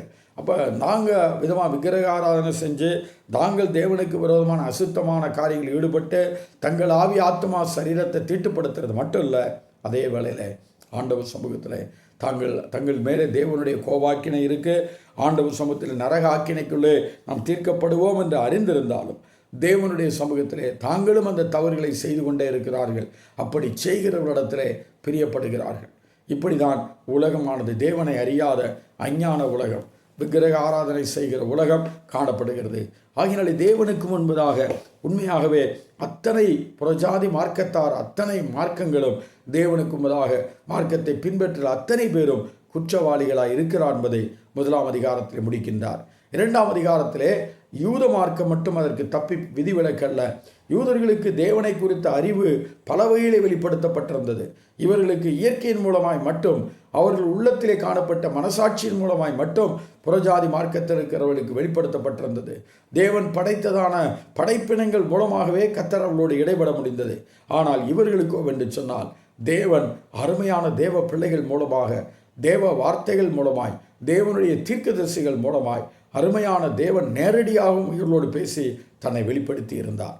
இவர்களும் தேவனுக்கு கீழ்ப்படியாதவராய், தேவனுடைய வார்த்தைக்கு துரோகம் பண்ணி அவிசுவாசிகளாய் மாறி தேவனுடைய ஆக்கினை தீர்ப்புக்கு ஏதுவானவராக குற்றவாளிகளாகவே எல்லா யூதர்களும் இருக்கிறார்கள். பாவத்தன்மையிலே வீழ்ச்சியடைந்து காணப்படுகிற மனுக்குலத்திலே யூதர்களும் அப்படிப்பட்டவர்கள்தான். அவர்கள் யாரும் விதிவிலக்காய் இல்லை என்பதை குறிப்பிட 2ஆம் அதிகாரத்தை பயன்படுத்துகிறார். கர்த்தருக்கு சித்தமானால் நாம் அடுத்த வாரத்திலே இந்த தொடர்ச்சியை 2ஆம் அதிகாரத்திலே எவ்விதமாக யூதர்கள் தேவனுக்கு முன்பதாக குற்றவாளிகளாக இருக்கிறார்கள், ஆண்டவர் சமூகத்திலே அப்படிப்பட்ட நிலையில யாரும் தப்பி பிழைக்க வழி இல்லை என்பதை ஆண்டவராயிருக்கிற தேவன் குறிப்பிடுகிற வார்த்தை குறிப்பிடுகின்றார். இந்த ஆக்கினை தீர்ப்பு ஏன் என்று சொன்னால் அதற்கான காரணத்தை இந்த நாளில் நாம் பார்த்து விடலாம். 2ஆம் அதிகாரத்திலே இவ்விதமாய் பரிசுத்த பவுல் பல காரணங்களை குறிப்பிட்டாலும் அதில் முதல் 16 வசனங்களிலே 4 முக்கியமான காரணங்களை குறிக்கின்றார். தேவனுடைய நீதியுள்ள நியாய தீர்ப்பு, ஆக்கினை தீர்ப்புக்கான காரணம் மனிதர்கள் முதலாவது தேவன் கொடுத்திருக்கிற வெளிச்சத்தை அறிந்திருந்தும் அதை ஏற்றுக்கொள்ளாதது. ஆண்டவர் சமூகத்தில் தேவன் தன்னை வெளிப்படுத்தி இருக்கிறார், ஆனால் அந்த வெளிப்படுத்தி இருந்தும் அதை நிராகரிக்கிறார்கள். ஆண்டவர் சமூகத்திலே இப்படிப்பட்ட காரியங்கள் சத்தியத்துக்கு விரோதமாக சத்தியத்தின்படியே இருக்கிறது என்று சொல்கிறார். ஆகையால் மற்றவர்களை குற்றவாளிகள் என்று தீர்க்கிறவனே, நீ யாரானாலும் சரி போக்கு சொல்ல உனக்கு இடமில்லை. நீ குற்றமாக தீர்க்கிறவைகள் எவைகளோ அவைகளை நீயே செய்கிறபடியால் நீ மற்றவர்களை குறித்து சொல்லுகிற தீர்ப்பினாலே உன்னைத்தானே குற்றவாளியாக தீர்க்கிறாய். இப்படிப்பட்டவைகளை செய்கிறவர்களுக்கு தேவனுடைய நியாய தீர்ப்பு சத்தியத்தின்படியே இருக்கிறது என்று அறிந்திருக்கிறோம். இந்த இடத்துல 2ஆம் வசனத்தில் சத்தியத்தின்படியே தேவனுடைய நியாய தீர்ப்பு இருக்கிறது என்று அறிந்திருக்கிறோம் என்று பவுல் குறிப்பிடுகிறார். அருமையான தேவனுடைய பிள்ளையே, இந்த அருமையான வேளையிலே தேவனுடைய அருமையான மக்கள், இஸ்ரவேல் மக்கள் புறஜாதிகளை குற்றவாளிகள் என்று தீர்த்தாலும் அவர்களும் குற்றவாளிகளாகவே இருக்கிறார் என்பதை இந்த பகுதியில் குறிப்பிட்டு காண்பிக்க விரும்புகிறார். அருமையான தேவனுடைய பிள்ளையே, இன்றைக்கு மற்றவர்களை குற்றவாளிகளாய் தீர்க்கிற விசுவாசிகளை பற்றி மட்டுமல்ல, மற்ற மார்க்கத்தை குற்றப்படுத்துகிற யூத மார்க்கத்தையும் யூத மார்க்கத்தை பின்பற்றுகிற யூதர்களையும் தேவனுடைய மனுஷன் இந்த பகுதியிலே அவர்களும் குற்றவாளிகளே, அவர்களும் ஆக்கினை தீர்ப்புக்கு ஏதுவானவர்களே, அவர்களுக்கும் தப்பிப்போக வழியில்லை என்பதை குறிப்பிடும்படியாக முதலாவது காரணம், தேவன் தன்னை வெளிப்படுத்தி இருந்தோம். ஆண்டவர் வெளிப்படுத்தி இருக்கிறபடினால்தான் அந்த தீர்ப்பை கொடுக்கிறார். யூதர்களுக்கு தன்னை அதிகமாக ஆண்டவர் வெளிப்படுத்தி இருக்கிறார். ஆகையினாலே ஆண்டவர் வெளிப்படுத்தின அந்த வெளிப்படுத்தலுக்கு ஏற்றாற் போல சத்தியத்தின்படியாக அவர்களை ஆக்கினைக்குள்ளாக தீர்ப்பதற்கு ஆண்டவருக்கு காரணம் உண்டு என்பதை முதலாவது குறிப்பிடுகின்றார். நீங்களும் குற்றவாளிகள் என்று குறிப்பிடுகிறார். அதைத் தொடர்ந்து மனம் திரும்பாத அவர்களுடைய அந்த சுபாவத்தை குறித்து சொல்கிறார். தேவனுடைய தயவு அவரை குணப்படும்படியாக அவளை ஏவினாலும், ஆண்டவர் சமூகத்திலே தேவன் அவ்வளவு இரக்கமுள்ளவராயிருந்தாலும், தேவன் தயவுள்ளவராயிருந்தாலும் அந்த அருமையான மக்கள் தேவனுக்கு கீழ்ப்படியாதவளாய், தங்கள் பாவங்களை விட்டு மனம் திரும்பாதவளாய் ஆண்டவர் சமூகத்திலே வாழ்கிறபடினாலே தான் அந்த யூதர்களுக்கு மேலும் கூட ஆண்டவருடைய ஆக்கினை தீர்ப்பு பொருந்துகிறது என்று குறிப்பிடுகிறார். 2ஆம் அதிகாரம் 3-6 வரை படிக்கிறேன். இப்படிப்பட்டவைகளை செய்கிறவர்களை குற்றவாளிகள் என்று தீர்த்தும் அவைகளை செய்கிறவனே, நீ தேவனுடைய நியாயத்தீர்ப்புக்கு தப்பித்து கொள்ளலாம் என்று நினைக்கிறாயோ? அல்லது தேவ தயவு நீ குணப்படும்படிக்கு உன்னை ஏவுகிறது என்று அறியாமல் அவருடைய தயவு, பொறுமை, நீடிய சாந்தம் இவைகளின் ஐஸ்வர்யத்தை அசட்டை பண்ணுகிறாயோ? உன் மன கடினத்து நிமித்தமும் குணப்படாத இருதயத்துக்கேற்றபடி தேவனுடைய நீதியுள்ள தீர்ப்பு வெளிப்படும் கோபாக்கினை நாளிலே உனக்காக கோபாக்கினையை குவித்து கொள்ளுகிறாயே. தேவன் அவனுடைய கிரியைகளுக்கு தக்கதாய் அவனுக்கு பலனளிப்பார். இங்கே யூதர்களுக்கு அவர்களும் தப்பித்து கொள்ள முடியாது என்பதை குறிப்பிடும்படியாய் தேவன் வெளிப்படுத்தி இருக்க தன்னை யார் என்பதை வெளிப்படுத்தி இருக்கிறபடினாலே யூதர்கள் மேல் ஆக்கினை தீர்ப்பு கட்டாயம் உண்டு. அறிந்திருந்தே தவறு செய்கிறவர்கள், அறிந்திருந்து செய்கிறவர் மட்டுமல்ல, இரண்டாவதாக சத்தியத்தின்படி அவர்களை நியாயம் தீர்க்க முடியும்.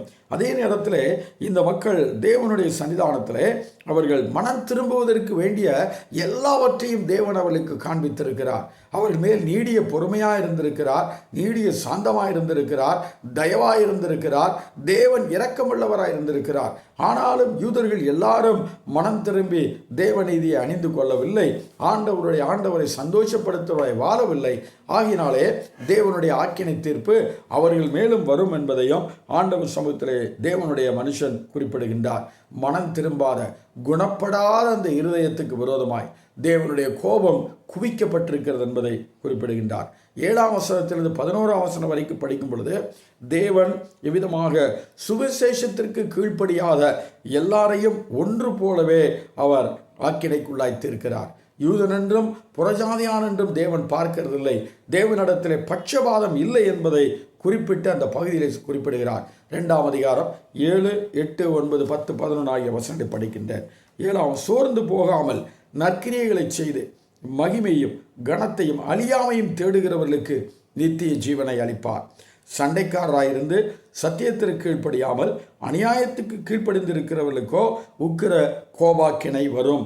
முன்பு யூதரிலும் பின்பு கிரேக்கரிலும் பொல்லாங்கு செய்கிற எந்த மனுஷ ஆத்மாவுக்கும் உபத்திரவமும் வியாகுலமும் உண்டாகும். முன்பு யூதரிலும் பின்பு கிரேக்கரிலும் எவன் நன்மை செய்கிறானோ அவனுக்கு மகிமையும் கனமும் சமாதானமும் உண்டாகும். தேவனிடத்தில் பட்சபாதமே இல்லை. அருமையான தேவனுடைய பிள்ளையே, இந்த அருமையான மாலை வேளையிலே தேவ மக்கள் விளங்கி கொள்ள வேண்டியது, யூதன் என்பதற்காக அவர்களை ஆண்டவர் லகுவாய் விட்டு விடுவார் என்றோ அல்லது புறஜாதிகள் என்பதற்காக அவர்களை அதிகமாய் தண்டித்து விடுவார் என்றோ வேதம் சொல்லவில்லை. ஆண்டவர் சமூகத்திலே ஆண்டவருடைய சத்தியத்திற்கு கீழ்ப்படியாதவர்கள், சண்டைக்காரராய் இருக்கிறவர்கள், அநியாயத்துக்கு கீழ்ப்படுகிறவர்கள், ஆண்டவர் சமூகத்தில் யாராயிருந்தாலும் பட்சபாதம் இல்லாமல் தேவன் நியாயம் தீர்ப்பார் என்பதை இந்த பகுதியில் குறிப்பிடுகின்றார். அதனால் யூத மக்களுக்கு ஆண்டவர் இலவசமாய் சலுகை கொடுத்துருவார்னு புறஜாதிகளிலிருந்து ரட்சிக்கப்பட்ட நம்மளும் நினைக்க முடியாது. அவர்களும் மற்றவங்கெல்லாம் விக்கிரக ஆராதனைக்காரராக இருந்தாங்க, நாங்களாம் ஆபிரகாமின் சந்ததி, எங்களுக்கு தேவனை தெரியும் அப்படின்னு சொல்கிற மக்கள் தங்கள் மாம்ச இச்சையில் உழன்று அநியாயங்கள் அக்கிரமங்கள் ஈடுபட்டு மனம் திரும்பாத குணப்படாத இருதயத்தோடு இருக்கிற அந்த மக்களை தேவன் விட்டுவிடுவார் என்றோ தேவன் சொல்லவில்லை. தேவன் நீதியுள்ளவராக இருக்கிறார். அவர் யாருக்கும் பட்சபாதம் பண்ணுகிறவர் அல்ல. நியாய தீர்ப்பிலே யூதன் என்றும் எவ்விதமாய் புறஜாதியான் என்று பார்க்கிறது இல்லை. அவனுடைய கிரியைகளுக்கு தக்கதாக தேவன் பலனளிக்கிறார். சுவிசேஷத்திற்கு கீழ்ப்படியவில்லை என்று சொன்னால் யாராயிருந்தாலும் ஆக்கினை தீர்ப்பு அடைவது உறுதி என்பதை காண்பிப்பதற்கே அங்கே காண்பிக்கிறார். மனம் திரும்பாதபடினால் குணப்படாத இருதயத்தின் மேலே தேவ கோபாக்கினை வருகிறது. ஆண்டவர் சமூகத்தில் சத்தியத்தை அறிந்திருந்தோம், தேவனை அறிந்திருந்தும் வெளிப்படுத்தப்பட்டிருந்தோம். அந்த வெளிப்பாட்டிற்கு ஏற்படியாக அவர்கள் வாழாததினாலே ஆக்கினை தீர்ப்பு ரெடியாக இருக்கிறது. ஆண்டவர் சமூகத்தில் இவ்விதமாக பட்சபாதம் இல்லை. சுவிசேஷத்தை ஏற்றுக்கொள்ளாதவர்கள், சுவிசேஷத்திற்கு கீழ்ப்படியாதவர்கள் யாராயிருந்தாலும் ஆக்கினைக்குள்ளாய் தீர்க்கப்படுவார்கள். 4ஆவதாக தேவன் எல்லாருக்கும் ஒன்று போல சமநிலையிலே தேவன் பொறுப்புகளை கொடுத்திருக்கிறார். அவர்களுக்கு கொடுத்த வெளிச்சத்தின் அடிப்படையிலே தேவனாகிய கர்த்தர் இவ்விதமாக ஆக்கினை தீர்ப்பு கொடுப்பார் என்று எழுதப்பட்டிருக்கிறது. கொடுக்கப்பட்ட வெளிச்சத்திற்கு தந்தார் போல அவர்கள் பொறுப்புள்ளவராய் நடவாதபடியினாலே தான் ஆக்கினை தீர்ப்பு. புறஜாதிகளுக்கு கொடுக்கப்பட்ட வெளிச்சம் குறைவாக இருக்கலாம். யூதர்களுக்கு தேவன் நேரடியாய் பேசி வேத எழுத்துக்கள் வழியாக தீர்க்கதரிசிகளை கொண்டு அதிக வெளிச்சத்தை கொடுத்திருக்கலாம். ஆனால் அந்த வெளிச்சத்தின் அடிப்படையில் தான் நியாய தீர்ப்பு இருக்கிறது, ஆக்கினை தீர்ப்பு இருக்கிறது. அறிந்து செய்தவன், அறியாமல் செய்தவன். ஆண்டவர் சமூகத்தில் அறிந்தே தவறு செய்கிற மக்கள் யூதர்கள், அறியாமல் செய்கிறவர்கள் புறஜாதிகள். ஆகினாலே அவர் தங்கள் மனதில் இருக்கிற அந்த பிரமாணம், இது நல்லது இது கெட்டதென்று மனசாட்சி சொல்லுகிறபடி வாழ்கிறார்கள். ஆனால் நியாயப்பிரமாணத்தையும் தீர்க்க தரிசனங்களையும் தேவ ஊழியங்களை பெற்ற அவர்கள் ஆண்டவர் சமூகத்தில் எல்லாம் அறிந்திருந்தும் தவறை செய்கிறார்கள். ஆகினாலே தேவனுடைய சமூகத்திலே அங்கே பட்சபாதம் இல்லை என்பது மட்டுமல்ல, ஆக்கினை தீர்ப்புக்கு காரணம் வெளிச்சத்தின் அடிப்படையிலே ஆக்கினை தீர்ப்பு இருக்கும். அவர்களுக்கு கொடுக்கப்பட்ட வெளிச்சத்தின் அடிப்படை தான் என்பதை குறிப்பிடுகிறதை வாசிக்கின்றோம். 16ஆம் வசனம் வரைக்கும் வாசிக்கிறேன். 12, 13, 14, 15. எவர்கள் நியாயப்பிரமாணம் இல்லாமல் பாவம் செய்தார்களோ அவர்கள் நியாயப்பிரமாணம் இல்லாமல் கெட்டு போவார்கள். எவர்கள் நியாயப்பிரமாணத்துக்கு உட்பட்டவராய் பாவம் செய்கிறார்களோ அவர்கள் நியாயப்பிரமாணத்தினாலே ஆக்கினை தீர்ப்படைவார்கள். நியாயப்பிரமாணத்தை கேட்கிறவர்கள் தேவனுக்கு முன்பதாக நீதிமான்கள் அல்ல, நியாயப்பிரமாணத்தின்படி செய்கிறவர்களே நீதிமான்கள் ஆக்கப்படுவார்கள். அன்றியும் நியாயப்பிரமாணம் இல்லாத புறஜாதிகள் சுபாவமாய் நியாயப்பிரமாணத்தின்படி செய்கிற போது நியாயப்பிரமாணம் இல்லாத அவர்கள் தங்களுக்கு தாங்களே நியாயப்பிரமாணமாய் இருக்கிறார்கள். அவருடைய மனசாட்சியம் கூட சாட்சியிடுகிறதுனால் குற்றம் உண்டு குற்றம் இல்லை என்று அவருடைய சிந்தனைகளில் ஒன்றை ஒன்று தீர்க்கிறதுனால் நியாயப்பிரமாணத்திற்கேற்ற கிரியை தங்கள் இருதயத்தில் எழுதியிருக்கிறது என்று காண்பிக்கிறார்களே. என் சுவிசேஷத்தின்படி தேவன் இயேசு கிறிஸ்துவை கொண்டு மனுஷருடைய அந்தரங்கங்களை குறித்து நியாய தீர்ப்பு கொடுக்கும் நாளிலே இது விளங்கும். ஆகினாலே யூதன் என்றும் புறஜாதியான் என்றும் தேவன் பட்சபாதம் பண்ணுகிறவர் மட்டுமல்ல, தேவன் அவனவனுக்கு கொடுத்த வெளிச்சத்தின் அடிப்படையிலே இப்பொழுது புறஜாதியான் இயற்கையின் மூலமாக தேவனை அறிந்து கொள்ளுகிறான். அதே வேளையிலே மனசாட்சியிலே பிரமாணங்களை உடையவனாய் இருக்கிறான். இது தவறு இது சரி என்று சொல்லக்கூடிய அவனுக்கு நியாயப்பிரமாணம் தெரியாது. ஆனால் அவனுடைய இருதயத்திலே காணப்படுகிற மனசாட்சி இது குற்றம் இது குற்றம் இல்லை என்று தீர்ப்பு கொடுக்கிற ஒரு நியாயாதிபதியாய் அவர்களுக்குள்ளும் மனசாட்சி இருக்கிறது, யூதர்களுக்குள்ளும் இருக்கிறது. ஆகினால் அந்த வெளிச்சத்தின் அடிப்படையிலே அவர் நியாயம் தீர்க்கப்படுகிறார்கள். மனசாட்சியோட நியாயப்பிரமாணமும் கட்டளைகளும் அருமையான தேவனுடைய அருமையான காரியங்கள் வெளிப்படுத்தப்பட்டவர்கள் யூதர்கள். ஆகினாலே அதிகம் கொடுக்கப்பட்டது அவர்களிடத்திலே. ஆகினாலே அதிகம் அவர்களிடத்தில் கேட்கப்படும். குறைவான வெளிச்சமுடைய மக்கள் மனசாட்சியும் தேவனுடைய சமூகத்தில் இயற்கையின் வெளிப்பாட்டை பெற்ற மக்கள் அவர்களும் பாவத்துக்குட்பட்டவராக இருக்கிறார்கள். அவர்களுக்கும் தேவ கோபாக்கினை இருக்கிறது. ஆகினாலே தேவனுடைய கோபாக்கினைக்கான காரணங்களை பட்டியலிட்டு காண்பிக்கிறார். யூதர்கள் மேல் இருக்கிற தேவனுடைய ஆக்கினை தீர்ப்புக்கான காரணத்தை பட்டியலிட்டு காண்பிக்கிறார். தொடர்ந்து ஆண்டவர் சமூகத்தில் யூதர்கள் எல்லாருமே தேவனுக்கு முன்பதாக குற்றவாளிகள், அவர்களும் புறஜாதிகளைப் போல தேவனை விட்டு அகன்று போனவர் என்பதையும் தேவனுடைய சத்தியத்தை விட்டு விழுந்து போனவர் என்பதையும் அவர்களுக்கும் இயேசு கிறிஸ்துவின் இரத்தத்தினாலே வருகிற தேவ நீதி இல்லாமல் அவர்களுக்கும் நித்திய ஜீவன் இல்லை என்பதை காண்பிக்கும்படியாக அவருடைய வாழ்க்கையிலே காணப்படுகிற தேவனுடைய கோபத்துக்கு ஏதுவான அந்த குற்றங்களை பட்டியலிடுகிறார். அடுத்த பகுதிகளிலே 17வது வசனத்திலிருந்து 3ஆம் அதிகாரம் இவ்விதமான 8ஆம் வசனம் வரைக்கும் அதை பட்டியலிடுகிறார். 3:20 ஒட்டுமொத்த, அதாவது 3ஆம் அதிகாரம் 19:20 ஒட்டுமொத்தமான முழு மனுக்குலமும் பாவத்தின் கீழாய் விற்கப்பட்டு எல்லாரும் பாவம் செய்கிற மக்களாக இருந்து தேவனுடைய கோபத்துக்கு ஆக்கினை தீர்ப்புக்கு ஏதுவாக இருக்கிறார் என்று 3ஆம் அதிகாரம் 20ஆம் வசனம் வரைக்கும் முடிக்கின்றார். அருமையான தேவனுடைய பிள்ளைகளை தொடர்ந்து தேவன் எவ்விதமாக உலகத்தார் எல்லாரையும் பாவத்துக்குள்ளே அடைத்து வைத்தார் அல்லது பாவத்தின் கீழாய் தங்களை விற்று போட்டார்கள் என்பதை ஆண்டவர் காண்பிக்கிறார். அருமையான தேவனுடைய பிள்ளை, தேவன் தன்னை வெளிப்படுத்தி இருந்தோம், மனசாட்சியிலே பிரமாணங்களை கொடுத்திருந்தோம், நியாயப்பிரமாணத்தையும் தேவனுடைய தீர்க்கதரிசிகளை அனுப்பியிருந்தோம். மனுக்குலத்திலே யூதர்களும் புறஜாதிகளும் தேவனுடைய கோபத்துக்கு ஆளான வாழ்க்கை வாழுகிறார்கள். இந்த தேவ கோபத்திலிருந்து மனிதனை காப்பாற்ற, தேவ நீதியை அவன் பெற்றுக்கொள்ள, பாவங்களற மன்னிக்கப்பட்டு கழுவப்பட கர்த்தராயிருக்கிற இயேசுவை விசுவாசிக்கிறதை தவிர, இயேசுவின் சுவிசேஷத்தை ஏற்றுக்கொண்டு தன் வாழ்க்கையை மாற்றி அமைத்துக் கொள்ள மனம் திரும்பி வாழ்வதை தவிர வேறே வழி இல்லை என்பதை பரிசுத்த வேதம் தெளிவுபடுத்துவதற்காகவே இந்த அருமையான புஸ்தகம் எழுதப்பட்டது. அதனுடைய அடிப்படை உபதேசங்களை தொடர்ந்து நாம் கற்றுக்கொள்வோம். கண்களை மூடி நாம் செபிப்போம். இந்த மாலை வேளையிலே சிந்தித்து பாருங்கள். யாரையும் குற்றப்படுத்த நமக்கு உரிமை இல்லை. யாருக்கு மேலாக நாம் இதுமாய் தன்னை உயர்த்துவதற்கு யாருக்கும் உரிமை இல்லை. எல்லாரும் பாவம் செய்தவர்கள். அவன் யூதனாயிருந்தாலும் புறஜாதியானாயிருந்தாலும். ஆண்டவர் சமூகத்தில் யூதர்களை குறித்து இன்னும் அந்த நிலவரங்களை இன்னும் அதிகமாய் படிக்க இருக்கிறோம். ஆனால் இந்த ஆக்கினை தீர்ப்புக்கான காரணம் இந்த நரகாக்கினைக்கான காரணம் என்ன என்பதை நாம் விளங்கி கொள்ள இந்த நாளை கர்த்தர் உதவி செய்ததுக்காக தேவனை ஸ்தோத்திரம் பண்ணுவான். தேவனுடைய சமூகத்தில் புறஜாதி மார்க்கத்தில் ரட்சிக்கப்பட்ட நம்ம எப்படி நம்ம அசுத்தத்திற்கு அருமையான நம்முடைய இருதயத்தினுடைய இச்சைகளுக்கு ஒப்பு கொடுக்கப்பட்டோம் என்பதை தேவனுடைய சமூகத்தில் நம்முடைய ஆவி, ஆத்மா, சரீரம் எப்படி மூன்றும் தீட்டுப்பட்டு போயிருக்கிறது. ரட்சிக்கப்படுவதற்கு முதாக தீட்டாய் காணப்பட்டதை, அருவருப்பாய் காணப்பட்டதை ரட்சிக்கப்பட்ட மக்கள் கழுவப்பட்டதை உணர முடியும். அந்த தீட்டுகளிலிருந்து விடுதலையாக்கப்பட்டதை உணர முடியும். அதற்காக தேவனை ஸ்தோத்திரம் பண்ணுவோம். இன்னமும் ரட்சிக்கப்படாத மக்கள் கர்த்தருக்கு முன்பதாய் தீட்டாக, கர்த்தர் அருவருக்கிற அசுத்தமான பழக்கங்களோட, அசுத்தமான எண்ணங்களோட சரீரங்களை தீட்டுப்படுத்தி, ஆத்மாவை தீட்டுப்படுத்தி, ஆவியை தீட்டுப்படுத்தி வாழ்கிற வாழ்க்கை இல்லாமல் கர்த்தருக்கு முன்பதாய் குற்றமற்ற ஒரு வாழ்க்கை வாழ, தேவபக்தியுள்ள ஒரு வாழ்க்கை வாழ, அநியாயத்துக்கு கீழ்ப்பட்டிராமல் நீதிக்கு கீழ்ப்பட்டிருக்கிற வாழ்க்கை வாழ கர்த்தர் அனுகிரகம் பண்ணும்படியா செபிப்போம். கிருபையும் இரக்கமுள்ள ஆண்டவரே, தேவனே, எல்லா மக்களுக்கும் இயற்கையின் மூலமாக உம்முடைய நித்திய வல்லமை, உம்முடைய தேவத்துவம் என்பதை வெளிப்படுத்தி இருந்தாலும் ஜனங்கள் அதை அறியாமலும், தேவனே உம்மை தேவன் என்று மகிமைப்படுத்தாமலும், சிருஷ்டிகராயிருக்கிற உம்மை தொழுது சேவிக்காமல் சிருஷ்டியை தொழுது சேவிக்கிற மக்களுக்காக நாங்கள் செபிக்கிறோம்.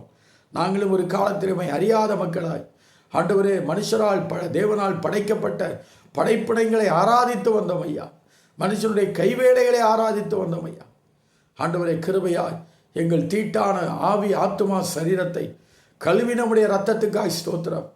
இந்த மாலை வேளையிலையும் தகப்பனை, இந்த சத்தியங்கள் கேள்விப்படாமல் இன்னும் தீட்டாய் வாழ்ந்து கொண்டிருக்கிற ஆண்டவரே, தேவனுடைய பார்வையிலே அருவருப்பாய் காணப்படுகிற புறஜாதி மார்க்கத்தில் இருக்கிற அருமையான மக்கள், எங்கள் உறவுகள், எங்களோடு பழகுகிற மக்கள், எங்களோடு வேலை செய்கிற மக்கள் எல்லாரையும் சந்திக்கத்தக்கதாய், கர்த்தராயிருக்கிற தேவன் ரட்சிக்கத்தக்கதாய், விலையேறப்பட்ட இரத்தத்தினால் கழுவப்படத்தக்கதாய், தேவ நீதிக்கு வந்து சேரும்படியாய், தேவ கோபாக்கினைக்கு தப்பித்து கொள்ளும்படியாய் தகப்பனை கிருபை செய்யும்படியாய் கேட்கிறோம். தகப்பனை, யூதர் என்று தங்களை பெருமை பாராட்டுகிற மக்களைப் போல அநேகரை தங்களை பக்தியுள்ளவர் என்றும் எங்களுக்கு சத்தியம் தெரியும் என்று பெருமை பாராட்டுகிற மக்கள் ஆண்டவர் எவ்வளவு அறிந்திருக்கிறோமோ அவ்வளவாய் நாம் வாழ எதிர்பார்க்கிறோம். தேவன் எனக்கு கொடுத்த வெளிச்சத்திற்கு ஏற்றார் போல நான் வாழ வேண்டும் என்று எதிர்பார்க்கப்படுகிறேன் என்று உணர்ந்து தங்களை மேன்மைப்படுத்துவதை விட தாழ்மையோடு கூட தகப்பனை, தேவனிடத்திலே பட்சபாதம் இல்லை என்று அறிந்து உணர்ந்து தங்களை தாழ்த்தி அர்ப்பணிக்க எங்களுக்கும் கிருபதாரும். யாரையும் குற்றப்படுத்தவோ, நாங்கள் மேன்மையானவன் என்று சொல்லி அருவருப்பான ஒரு வாழ்க்கை வாழவோ, யூதனைப் போல பக்தியுள்ளவன் என்று சொல்லி அவபக்தியாய் வாழவோ, ஆண்டவரை நீதிமான்கள் என்று சொல்லி அநியாயங்களுக்கு துணை போகவோ செய்கிற அந்த அருவருப்பான மக்களைப் போல, மாய்மாலமுள்ள மக்களைப் போல வாழ்ந்து விடாமல் கவனமாய் வாழ நான் எங்களுக்கு கிருபை தர வேண்டும் என்று செபிக்கிறோம். ஆசீர்வதியும், கூட இரும், வழி நடத்தும். தொடர்ந்து நாங்கள் வேத வாக்கியங்களின் அடிப்படையில் சத்தியங்களை கற்றுக்கொண்டு உறுதிப்பட கிருபதாரும். ஆசீர்வதியும் இயேசுவின் நாமத்தில் பிதாவே, ஆமென், ஆமென். என் ஆத்துமாவே கர்த்தரை ஸ்தோத்திரி, என் முழு உள்ளமே அவர் பரிசுத்த நாமத்தை ஸ்தோத்திரி. என் ஆத்துமாவே கர்த்தரை ஸ்தோத்திரி, அவர் செய்த சகல உபகாரங்களையும் மறவாதே. ஆமென், ஆமென். நம்முடைய கர்த்தராகிய இயேசு கிறிஸ்துடைய கிருபையும் பிதாவாகிய தேவனுடைய அன்பும் பரிசுத்தாவியானுடைய ஐக்கியமும் வசனம் கேட்ட யாவரோடும் என்றும் என்றும் இருப்பதாக. ஆமென், ஆமென். கர்த்தர் தாமே உங்களை ஆசீர்வதித்து எல்லா தீமைக்கு விலக்கி காப்பாராக.